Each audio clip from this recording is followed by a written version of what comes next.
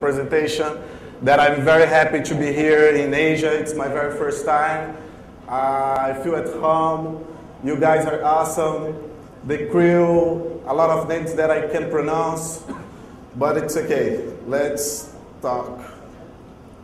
So my presentation basically is about how we subutilize our cell phones, how we underestimate its power. Like, we know that everything that we touch now are becoming little computers, you know?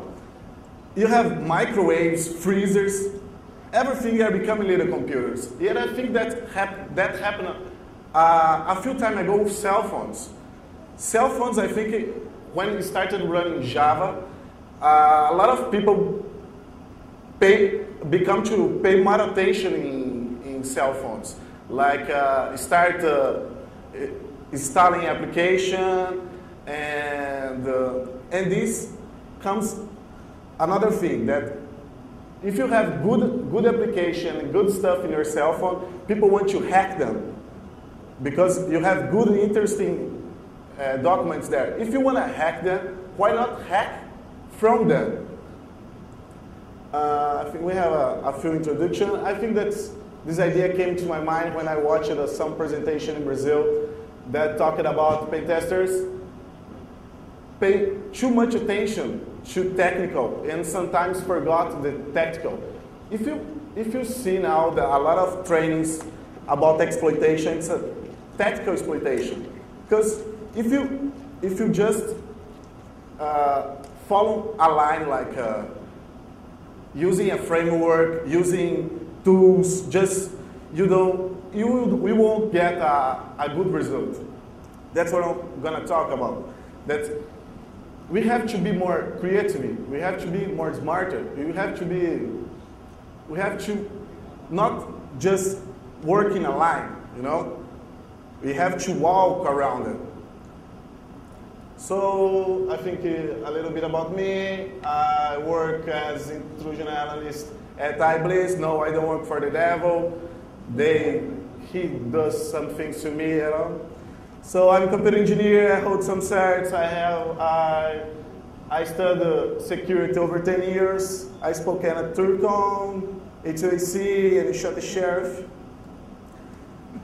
Here we have our agenda. It's our motivations, our goal, why cell phones, how, the most important how, some demos for sure, some missions and concerns, at the end, the conclusions. So I think that the first motivation is that's because pen test is not like years ago, you know. The people got smarter, and the vendors as well. We don't have any more free bugs. We have exceptions. That's because we don't have full disclosure anymore. People has patch management installed. We have some kernels. I think all kernels has a little bit of security, like canary trap of Windows. We have some protection in kernel of Linux as well.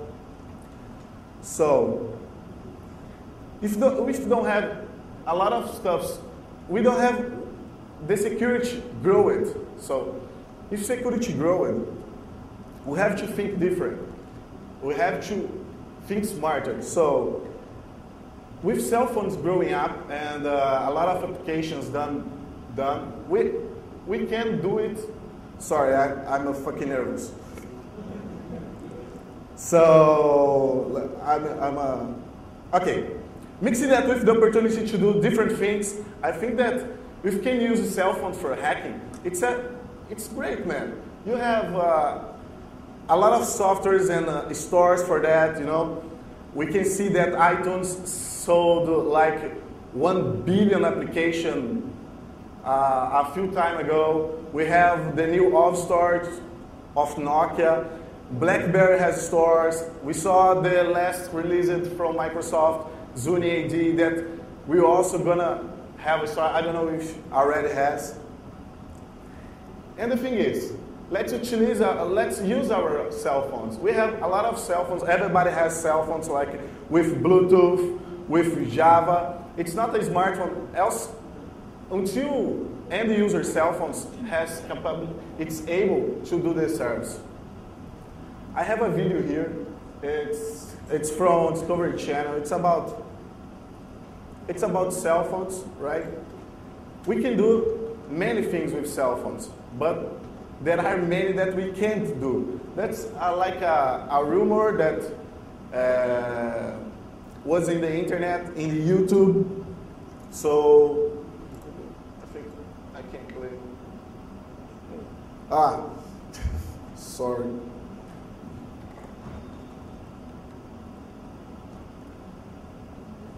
Move it right now. Okay, I'll call you back later. Okay, bye. Sorry. Well, the fans have another keyless entry myth, and this one has a cell phone twist. We already busted tennis ball opening up a car door. What do you got now? Okay, imagine you've locked your keys in the car with the remote that opens the car, but you have another one at home. So you call home on your cell phone, and whoever's there can hold up the remote to the phone, you hold your phone up to the car, and when they press the button, it unlocks the car. So the remote signal travels over the cell phone and unlocks the car. Exactly. Well, sounds Do you really believe in that? easy enough to test. All we need is a pair of cell phones, a car remote, and a locked car. All right, cell phones.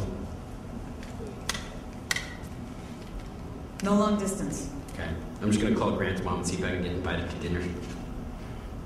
Hi. Yes, it's your favorite. On this webisode of Mythbusters, it's car remote capers. All right, what are we doing?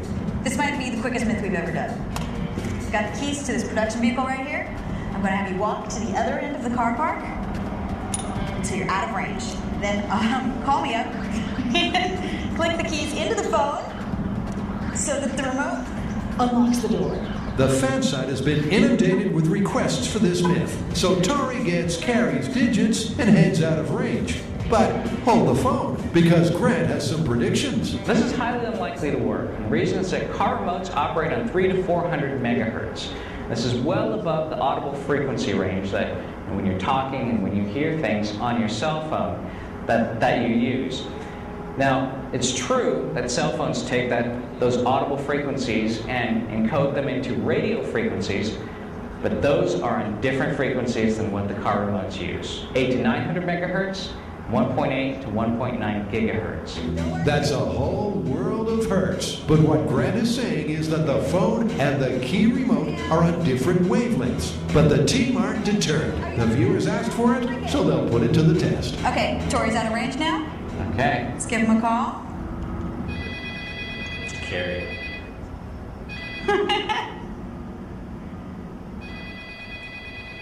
See what she wants. Hello? What, did I wake you? Okay, so are you ready? I need you to put the remote to the keys up to the phone and click it. Okay. All right, here we go. Tori phones it in, but the car stays secure. It doesn't necessarily show more, right? It doesn't work. We have many things that we can do with cell phones. I will show you here pen tests. I will show you how to make a road BP. I will show you even keystroke sniffers. I will show you a lot of things. But no, we can do kind of that stuff, you know. The most important here is that I don't want to change our pen test platform. We know that the comfort in computer, it's undeniable. So we have a big screen, we have a keyboard, we have processing, we have memory. The thing here is we can add this tool to our collection, right? It's like some tool to some guy, you know. you have this tool. Why can't you use? You can use that. It's everything pockets. It's in your pockets, right? Besides that, in cell phones we have things that were added to computer not too long time ago, as Bluetooth, wireless connection, for sure, microphones. I know, my laptop has all, but a few time ago, you don't have that. With a Bluetooth included, I think it's possible you find it. It's not included. So that's what I want to talk about. We can do stuff with our cell phones. We can do pen tests with our cell phones. We can, a lot of issues in the security of cell phones. So, but why cell phones? When I think, well, we're going to attack with a cell phone, I think it's so sexy, you know? It's like a James Bond. I think you can catch some girls with that. You know, you take your cell phone, got some administrative system privilege in your cell phone. Oh man, it's awesome. Besides that, we have softwares. All softwares in the world. In the internet, you can find softwares for Symbian, for BlackBerry, for Windows Mobile, for iPhone, for everything. You can find it easily. This tends to grow each time more, because I think that our cell phone, it's our first computer. You know, everyone works in cell phones. You read mail, you access the internet, maybe closes a VPN. You do everything in a cell phone. The second thing about the hardware. Have you seen the iPod Touch, for example? We have a 500 megahertz in a thing like that, you know. I had a computer, I don't know, 5 years ago. That it's not fast like an iPhone, an iPod. The new iPhone, I think that's 600 megahertz with 256 megabytes of RAM. So it's not too much for us now. But thinking in the past, when you have to make some pen tests, you have to make some attacks for your company, you have to work with it, and you had something like that, and now you can have in your pockets. So the other thing that's end users, end user phones, like I don't know, maybe with not a complex system like Symbian and this, you still have Java and wireless connection, and maybe Bluetooth. I think Bluetooth is better than the wireless. So you will see in the next slides that you can do a lot of stuff with these ones too. So is that? And another thing, it's discrete. I think you can hack besides the terminator, and he won't note that you are doing that. If somebody will stay with your notebook playing a solitaire and you're hacking with your cell phone, everybody will call him, not you. And in some place that you are doing a pen test, you can carry a notebook, you know. You can enter in that company with a laptop. So it's easy to hide. You can, or not hide, because the people, no, it's just my cell phone, right? I'm not causing anything. I will not cause anything. It's just a cell phone. It's like that. When you are texting, it's socially acceptable. If you're just testing, nobody will destroy it about you. It's common. He's just testing, right? I told you, I think that's it. Here it's a new from the Hack in the Box site. It's about the new Nokia N900. I didn't touch anyone, but I think that was awesome to hack. And just for illustrate, well, here I have my little toys. It's a Nokia E65 with Symbian S90. And I have an iPod Touch with macOS X. That's those one who will play tonight, today. And how? The interesting thing about this presentation